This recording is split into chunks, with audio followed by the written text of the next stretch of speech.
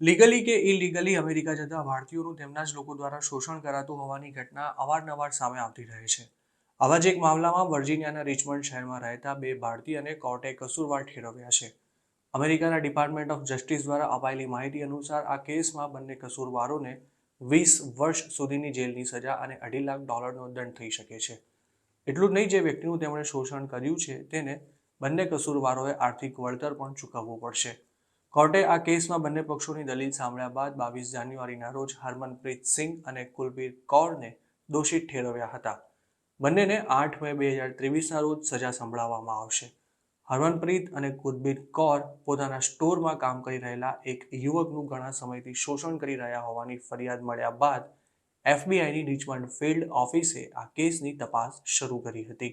આ કેસની વિગતો એવી છે કે હરમનસિંહ અને કુલબીર કૌરે માર્ચ 2018માં ઇન્ડિયાથી પોતાના એક સંબંધીના દીકરાને અમેરિકા બોલાવ્યો હતો.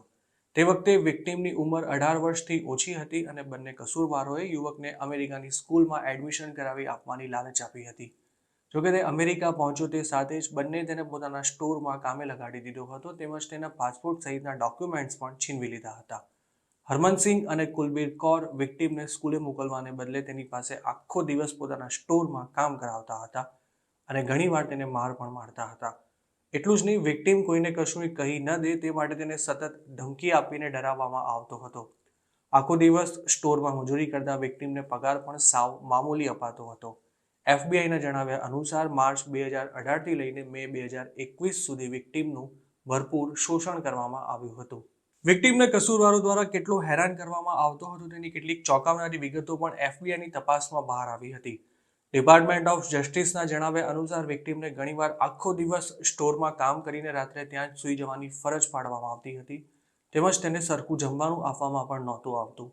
વિક્ટિમને અમેરિકા સારું એજ્યુકેશન અપાવવાની લાલચ આપીને બોલાવાયો હતો, પરંતુ કસૂરવારોએ તેને ક્યારેય સ્કૂલે મોકલ્યો જ નહોતો અને તે બીમાર પડે ત્યારે તેને મેડિકલ ટ્રીટમેન્ટથી પણ વંચિત રાખવામાં આવતો હતો.